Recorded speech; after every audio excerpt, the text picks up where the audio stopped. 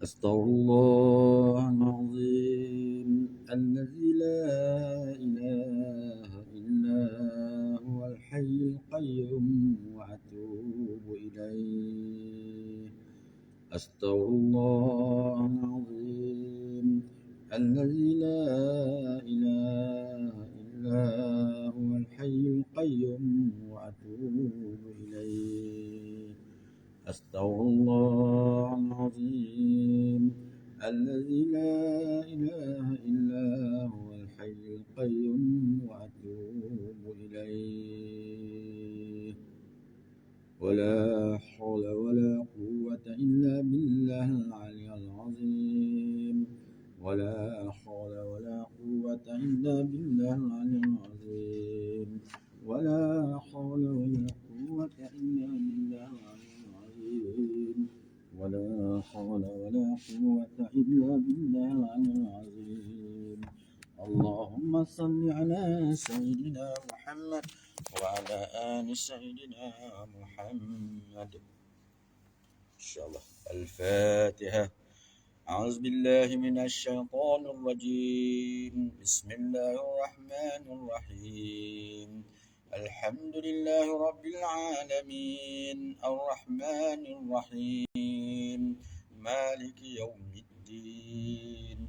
إياك نعبد وإياك نستعين. اهدنا الصراط المستقيم صراط الذين أنعمت عليهم غير المغضوب عليهم ولا الضالين. آمين. InsyaAllah surah An-Nisa juz ke-6. Surah An-Nisa ayat 148 juz 6. أعوذ بالله من الشيطان الرجيم. بسم الله الرحمن الرحيم. لا يحب الله الجهر بالسوء من القول إلا من ظلم وكان الله سميعا عليما. إن تبدوا خيرا أو تخفوه أو تعفوا عن سوء فإن الله كان عفوا قديرا. إن الذين يكفرون بالله ورسله ويريدون أن يفرقوا بين الله ورسوله ويقولون نؤمن ببعض ونكفر ببعض ويريدون أن يتخذوا بين ذلك سبيلا. أولئك هم الكافرون حقا وأعتدنا للكافرين عذابا مهينا. والذين آمنوا بالله ورسله ولم يفرقوا بين أحد منهم أولئك سوف يؤتيهم أجورهم وكان الله غفورا رحيما. يسألك أهل الكتاب أن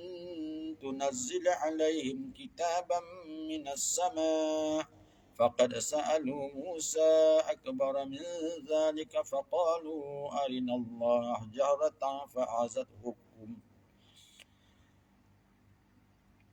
فقد سألوا موسى أكبر من ذلك فقالوا أرنا الله جهرة فأخذتهم الصاعقة بظلمهم ثم اتخذوا العجل من بعد ما جاءتهم البينات فعفونا عن ذلك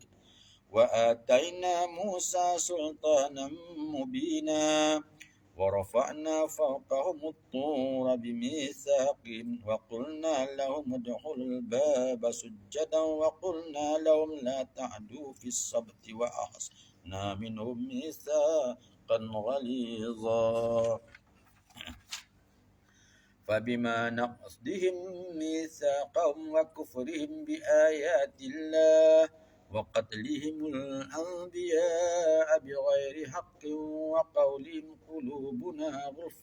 بل طبع الله عليها بكفرهم فلا يؤمنون إلا قليلا وبكفرهم وقولهم على مريم بهتانا عظيما وقولهم إنا قتلنا المسيح عيسى ابن مريم رسول الله وما قتلوه وما صلبوه ولكن شبه له وما قتلوه وما صلبوه ولكن شبه لهم وإن الذين اختلفوا فيه لفي شك منه ما لهم به من علم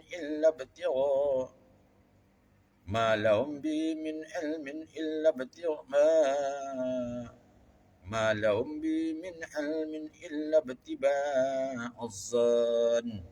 وما قتلوه يقينا بل رفعه الله إليه وكان الله عزيزا حكيما وإن من أهل الكتاب إلا ليؤمنن به قبل موته ويوم القيامة يكون عليهم شهيدا وبظلم من الذين هادوا حرمنا عليهم طيبات أهلت لهم وبصدهم عن سبيل الله كثيرا وأخذهم الربا وقد نهوا عنه وأكلهم أموال الناس بالباطل وأعتدنا للكافرين منهم عذابا أليما لكن الراسخون في العلم منهم والمؤمنون يؤمنون بما أنزل إليك وما أنزل من قبلك والمقيمين الصلاة والمؤتون الزكاة والمؤمنون بالله واليوم الآخر أولئك سنؤتيهم أجرا عظيما إنا أوحينا إليك كما أوحينا إلى نوح والنبيين من بعده وأوحينا إلى إبراهيم وإسماعيل وإسحاق ويعقوب والأسباط وعيسى وأيوب ويونس وهارون وسليمان وآتينا داود زبورا ورسلا قد قصصناهم عليك من قبل ورسلا لم نقصصهم عليك وكلم الله موسى تكليما رسلا مبشرين ومنذرين لئلا يكون للناس على الله حجة بعد الرسول وكان الله عزيزا حكيما لكن الله يشهد بما أنزل إليك أنزله بعلمه والملائكة يشهدون وكفى بالله شهيدا إن الذين كفروا وصدوا عن سبيل الله قد ضلوا ضلالا بعيدا إن الذين كفروا وظلموا لم يكن الله ليغفر لهم ولا ليهديهم طريقا إلا طريق جهنم خالدين فيها أبدا وكان ذلك على الله يسيرا يا أيها الناس قد جاءكم الرسول بالحق من ربكم فآمنوا خيرا لكم وإن تكفروا فإن لله ما في السماوات والأرض وكان الله عليما حكيما يا أهل الكتاب لا تغلوا في دينكم ولا تقولوا على الله إلا الحق إنما المسيح عيسى بن مريم رسول الله وكلمته ألقاها إلى مريم وروح منه فآمنوا بالله ورسله ولا تقولوا ثلاثة أنتهوا خيرا لكم إنما الله إله واحد سبحانه أن يكون له ولد له ما في السماوات وما في الأرض وكفى بالله وكيلا لا يستنكف المسيح أن يكون عبدا لله ولا الملائكة المقربون ومن يستنكف عن عبادته ويستكبر فسيحشرهم إليه جميعا فأما الذين آمنوا وعملوا الصالحات فيوفيهم أجورهم ويزيدهم من فضله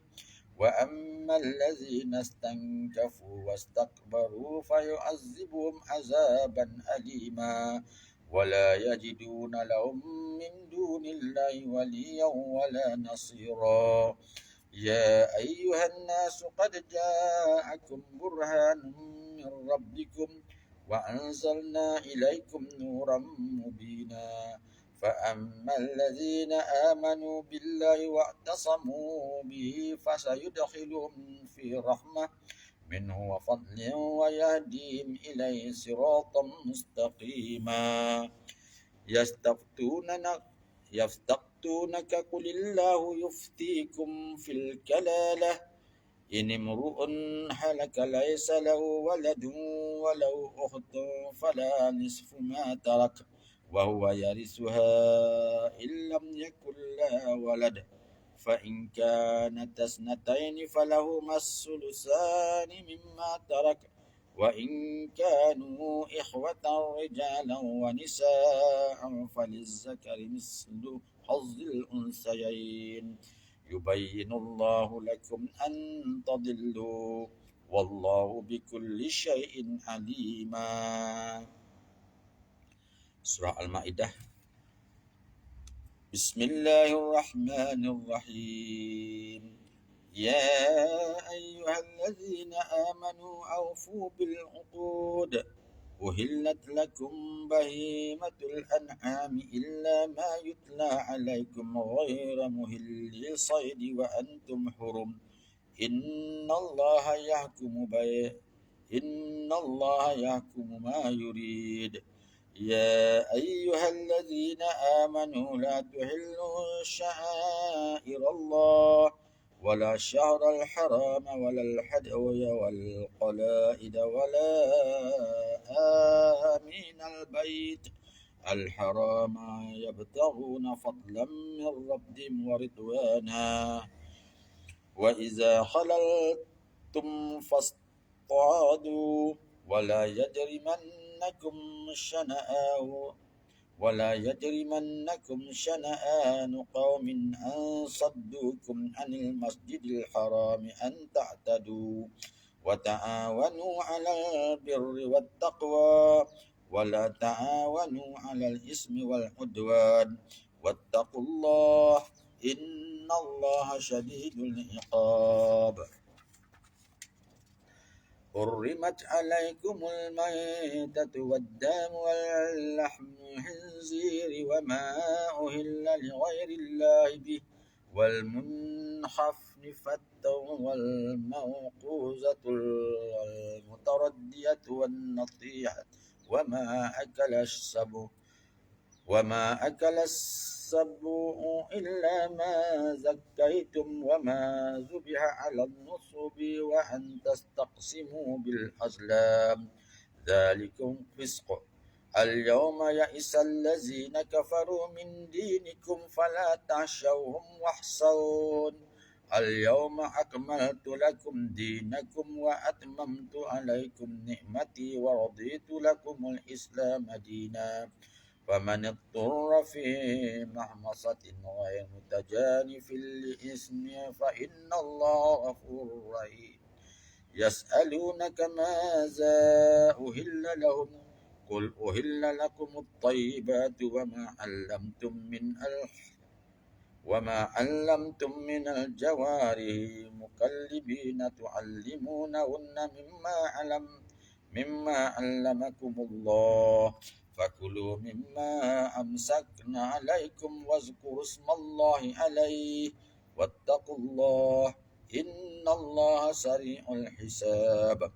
اليوم أحل لكم الطيبات وطعام الذين أوتوا الكتاب حل لكم وطعامكم حل لهم والمحصنات من المؤمنات والمحصنات من الذين أوتوا الكتاب من قبلكم إذا آتيتموهن أجورهن محصنين غير مصافين ولا متخذي أحدان ومن يكفر بالإيمان فقد حبط عمله وهو في الآخرة من الخاسرين يا أيها الذين آمنوا إذا قمتم إلى الصلاة فاغسلوا وجوهكم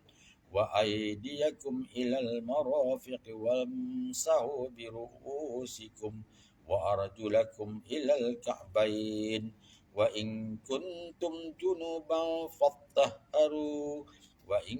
كنتم مرضى أو على سفر أو جاء أحد منكم من الغائط وإن كنتم مرضى أو على سفر أو جاء أحد منكم من الغائط أو لامستم النساء فلم تجدوا ماء فتيمموا صعيدا طيبا فامسحوا بوجوهكم وأيديكم منه ما يريد الله ليجعل عليكم من حرج ولكن يريد ليطهركم وليتم نعمته عليكم لعلكم تشكرون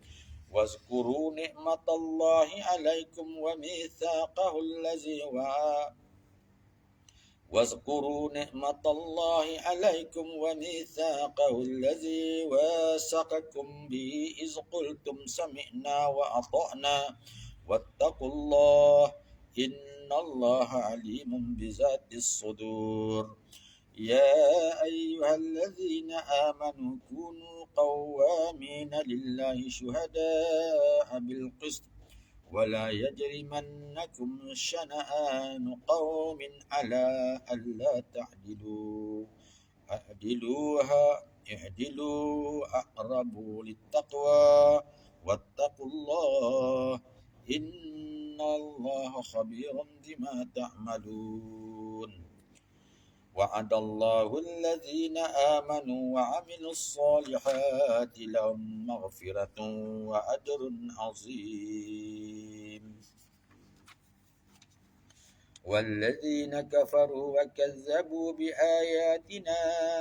أولئك أصحاب الجحيم يا أيها الذين آمنوا اذكروا نعمة الله عليكم إذ هم قوم أن يبسطوا إليكم أيديهم فكف أيديهم عنكم واتقوا الله وعلى الله فليتوكل المؤمنون ولقد أخذ الله ميثاق بني إسرائيل وبعثنا منهم 12 نقيبا وقال الله إني معكم لئن أقمتم الصلاة وآتيتم الزكاة وآمنتم برسلي وعزرتموهم وأقرضتم الله قرضا حسنا لأكفرن عنكم سيئاتكم ولأدخلنكم جنات تجري من تحتها الأنهار فمن كفر بعد ذلك منكم فقد ضل سواء السبيل فبما نقضهم ميثاقهم لعنهم وجعلنا قلوبهم قاسية يحرفون الكلم عن مواضعه ونسوا حظا مما ذكروا به ولا تزال تطلع على خائنة منهم إلا قليلا منهم فاعف عنهم واصفح إن الله يحب المحسنين. ومن الذين قالوا إنا نصارى أخذنا ميثاقهم فنسوا حظا مما ذكروا به فأغرينا بينهم العداوة والبغضاء إلى يوم القيامة وسوف ينبئهم الله بما كانوا يصنعون. يا أي يا أهل الكتاب قد جاءكم رسولنا يبين لكم كثيرا مما كنتم تخفون من الكتاب ويعفو عن كثير. قد جاءكم من الله نور وكتاب مبين يهدي به الله من اتبع رضوانه سبل السلام ويخرجهم من الظلمات إلى النور بإذنه ويهديهم إلى صراط مستقيم. لقد كفر الذين قالوا إن الله هو المسيح ابن مريم قل فمن يملك من الله شيئا إن أراد أن يهلك المسيح ابن مريم وأمه ومن في الأرض جميعا ولله ملك السماوات والأرض وما بينهما يخلق ما يشاء والله على كل شيء قدير. وقالت اليهود والنصارى نحن أبناء الله أحباؤه قل فلم يعذبكم بذنوبكم بل أنتم بشر ممن خلق يغفر لمن يشاء ويعذب من يشاء ولله ملك السماوات والأرض وما بينهما وإليه المصير. يا أهل الكتاب قد جاءكم رسولنا يبين لكم على فترة من يا أهل الكتاب قد جاءكم رسولنا يبين لكم على فترة من الرسل أن تقولوا ما جاءنا من بشير ولا نذير فقد جاءكم بشير ونذير والله على كل شيء قدير. وإذ قال موسى لقومه يا قوم اذكروا نعمة الله عليكم إذ جعل فيكم أنبياء وجعلكم ملوكا وآتاكم ما لم يؤت أحدا من العالمين. يا قوم ادخلوا الأرض المقدسة التي كتب الله لكم ولا ترتدوا على أدباركم فتنقلبوا خاسرين. قالوا يا موسى إن فيها قوما جبارين وإنا لن ندخلها حتى يخرجوا منها فإن يخرجوا منها فإنا داخلون. قال رجلان من الذين يخافون أنعم الله عليهم ادخلوا عليهم الباب فإذا دخلتموه فإنكم غالبون وعلى الله فتوكلوا إن كنتم مؤمنين. قالوا يا موسى إنا لن ندخلها أبدا ما داموا فيها فاذهب أنت وربك فقاتلا إنا هنا قاعدون. قال رب إني لا أملك إلا نفسي وأخي فافرق بيننا وبين القوم الفاسقين. قال فإنا محرمة عليهم 40 سنة يتيهون في الأرض فلا تأس على القوم الفاسقين. واتل عليهم نبأ ابني آدم بالحق إذ قربا قربانا فتقبل من أحدهما ولم يتقبل من الآخر قال لأقتلنك. قال إنما يتقبل الله من المتقين. لئن بسطت إلي يدك لتقتلني ما أنا بباسط يدي إليك لأقتلك إني أخاف الله رب العالمين إني أريد أن تبوء باسمي واسمك فتكون من أصحاب النار وذلك جزاء الظالمين فطوعت له نفسه قتل أخيه فقتله فأصبح من الخاسرين فبعث الله غرابا يبحث في الأرض ليريه كيف يواري سوءة أخيه قال يا ويلتى أعجزت أن أكون مثل هذا الغراب فأواري سوءة أخي وأصبح من النادمين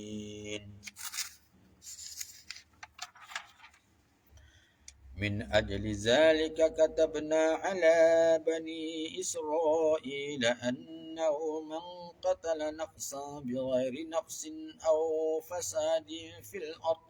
فكأنما قتل الناس جميعا ومن أحياها فكأنما أحيا الناس جميعا ولقد جاءتهم رسلنا بالبينات ثم إن كثيرا منهم بعد ذلك في الأرض لمسرفون إنما جزاء الذين يحاربون الله ورسوله ويسعون في الأرض فسادا أن يقتلوا أو يصلبوا أو تقطع أيديهم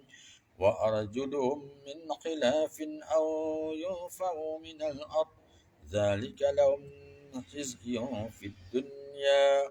ولهم في الآخرة عذاب عظيم إلا الذين تابوا من قبل أن تقدروا عليهم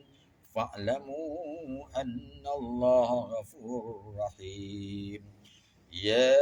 أيها الذين آمنوا اتقوا الله وابتغوا إليه الوسيلة وجاهدوا في سبيله لعلكم تفلحون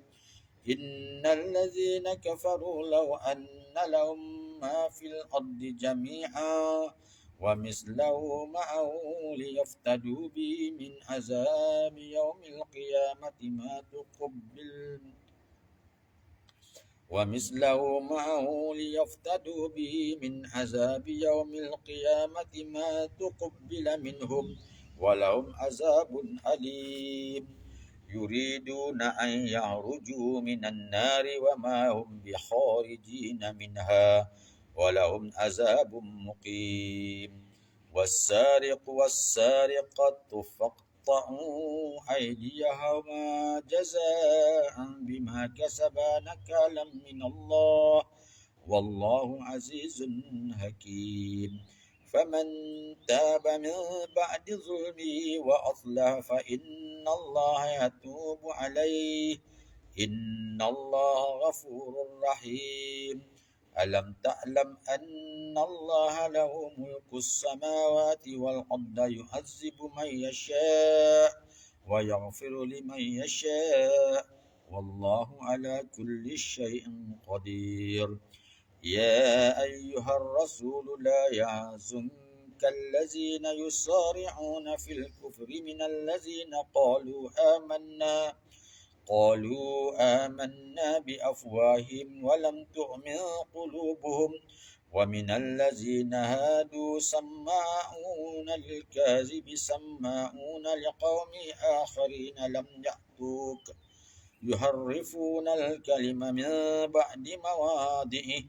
يقولون إن أوتيتم هذا فخذوه وإن لم تؤتوا فاحذروا ومن يرد الله فتنته فلن تملك له من الله شيئا أولئك الذين لم يرد الله أن يطهر قلوبهم لهم في الدنيا خزي ولهم في الآخرة عذاب عظيم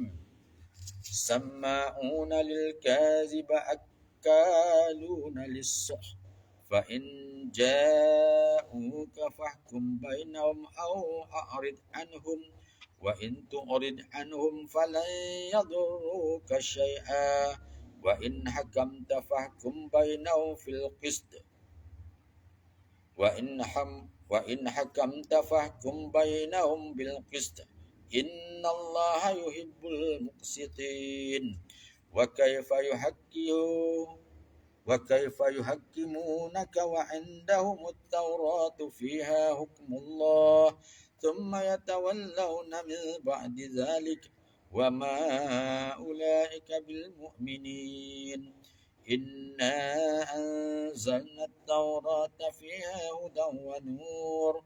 يحكم بها النبيون الذين أسلموا للذين هادوا والربانيون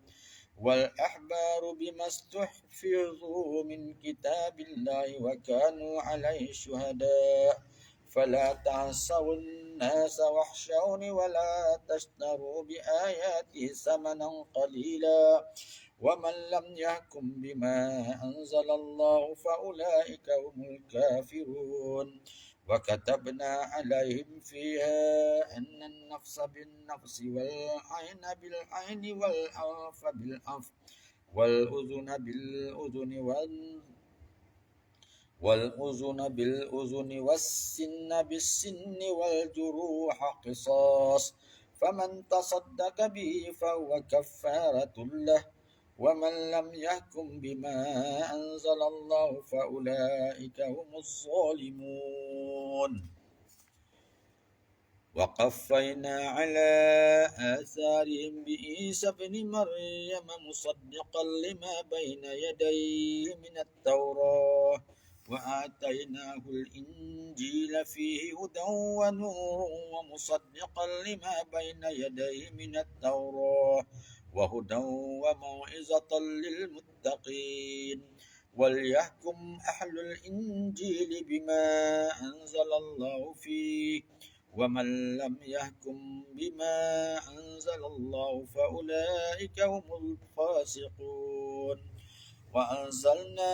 إليك الكتاب بالحق مصدقا لما بين يديه من الكتاب وأنزلنا إليك الكتاب بالحق مصدقا لما بين يديه من الكتاب ومهيمنا عليه فاحكم بينهم بما أنزل الله ولا تتبع أهواءهم عما جاءك من الحق لكل جعلنا منكم شرعة ومنهاجا ولو شاء الله لجعلكم أمة واحدة ولكن ليبلوكم فيما آتاكم فاستبقوا الخيرات إلى الله مرجعكم جميعا فينبئكم بما كنتم فيه تختلفون ونحكم بينهم بما أنزل الله ولا تتبع أهواءهم واحذرهم أن يفتنوك عن بعض ما أنزل الله إليك فإن تولوا فاعلم أنما يريد الله أن يصيبهم ببعض ذنوبهم وإن كثيرا من الناس لفاسقون أفحكم الجاهلية يبغون ومن أحسن من الله حكما لقوم يوقنون يا أيها الذين آمنوا لا تتخذوا اليهود والنصارى أولياء بعضهم أولياء بعض ومن يتولهم منكم فإنه منهم إن الله لا يهدي القوم الظالمين فترى الذين في قلوبهم مرض يسارعون فيهم يقولون نخشى أن تصيبنا دائرة فعسى الله أن يأتي بالقطع أو أمر من عنده فيصبحوا على ما أسروا في أنفسهم نادمين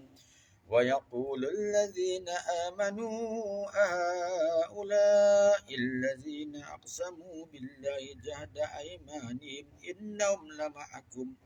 حبطت أعمالهم فأصبحوا خاسرين.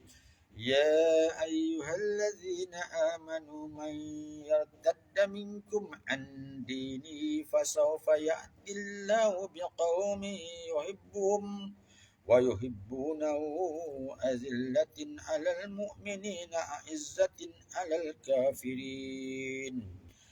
الكافرين يجاهدون في سبيل الله ولا يخافون لومة لائم ذلك فضل الله يؤتيه من يشاء والله واسع عليم. إنما وليكم الله ورسوله والذين آمنوا الذين يقيمون الصلاة ويؤتون الزكاة والراكعون ومن يتول الله ورسوله والذين آمنوا فإن حزب الله هم الغالبون.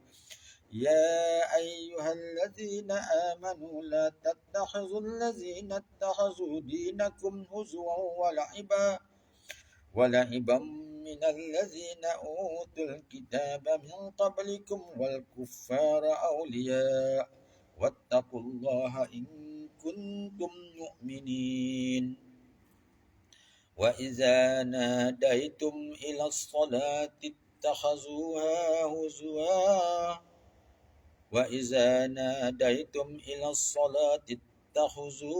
هزوا ولعبا ذلك بأنهم قوم لا يعقلون. قل يا أهل الكتاب هل تنقمون منا إلا أن آمنا بالله وما أنزل إلينا وما أنزل من قبل وأن أكثرهم فاسقون. قل هل أنبئكم بشر من ذلك مثوبة عند الله من لعنه الله وغضب عليه وجعل منهم القردة والخنازير وعبد الطاغوت أولئك شر مكانا وأضل عن سواء السبيل. وإذا جاءوكم قالوا آمنا وقد دخلوا بالكفر وهم قد خرجوا به والله أعلم بما كانوا يكتمون. وترى كثيرا منهم يصارعون في الإثم والعدوان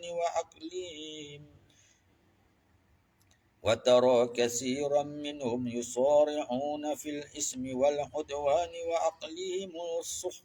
لبئس ما كانوا يعملون. لولا ينهاهم الربانيون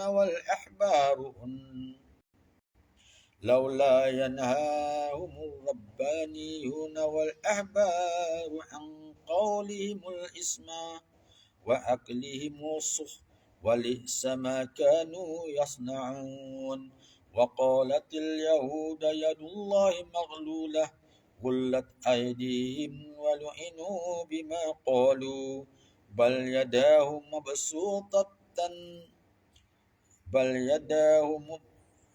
يداه مبسوطتان ينفق كيف يشاء وليزيدن كثيرا منهم ما أنزل إليك من ربك طغيانا وكفرا وألقينا بينهم العداوة والبغضاء إلى يوم القيامة كلما أوقدوا نارا للحرب أطفأها الله ويسعون في الأرض فسادا والله لا يحب المفسدين. ولو أن أهل الكتاب آمنوا واتقوا لكفرنا عنهم سيئاتهم ولأدخلناهم جنات النعيم ولو أنهم أقاموا التوراة والإنجيل وما أنزل إليهم من ربهم لأكلوا من فوقهم ومن تحت أرجلهم منهم أمة مقتصدة وكثير منهم ساء ما يعملون يا أيها الرسول بلغ ما أنزل إليك من ربك وإن لم تفعل فما بلغت رسالته والله يعصمك من الناس إن الله لا يهدي القوم الكافرين قل يا أهل الكتاب لستم على شيء حتى تقيموا التوراة والإنجيل وما أنزل إليكم من ربكم وليزيدن كثيرا منهم ما أنزل إليك من ربك طغيانا وكفرا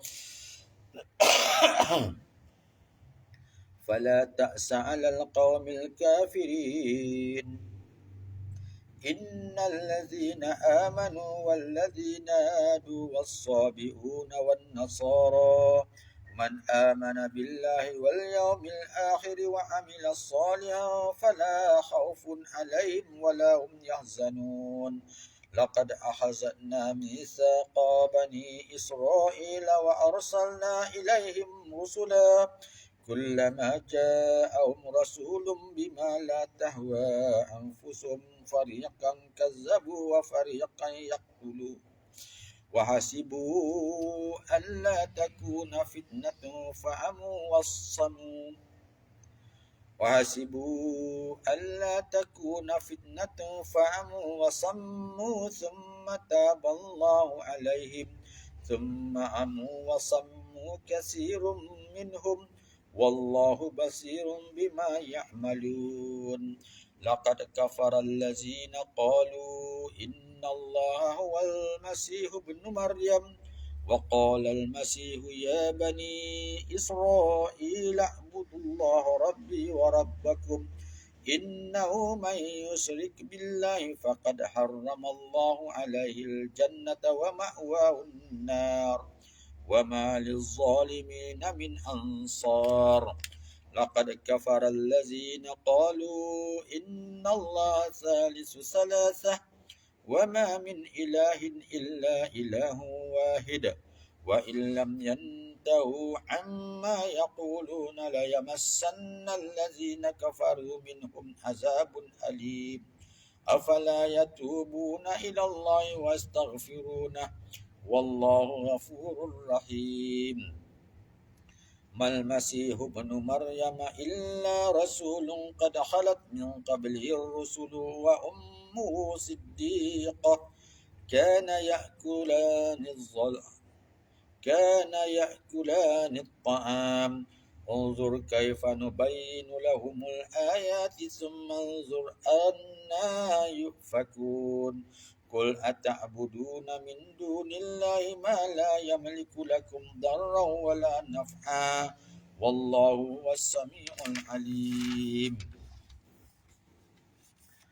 قل يا أهل الكتاب لا تغلوا في دينكم غير الحق ولا تتبعوا أهواء قوم قد ضلوا من قبل وأضلوا كثيرا وضلوا عن سواء السبيل لئن الذين كفروا من بني إسرائيل على لسان داود وعيسى بن مريم ذلك بما عصوا وكانوا يعتدون كانوا لا يتناهون عن منكر فعلوه لبئس ما كانوا يفعلون ترى كثيرا منهم يتولون الذين كفروا لبئس ما قدمت لهم أنفسهم أن سخط الله عليهم وفي العذاب هم خالدون ولو كانوا يؤمنون بالله والنبي وما أنزل إليه ما اتخذوهم ولو كانوا يؤمنون بالله والنبي وما أنزل إليه ما اتخذوهم أولياء ولكن كثيرا منهم فاسقون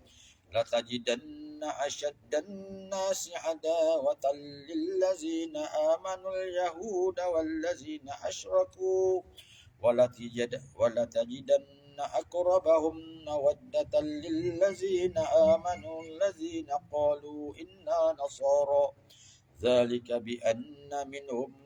قسيسين ورهبانا وأنهم لا يستكبرون صدق الله العظيم. Alhamdulillah,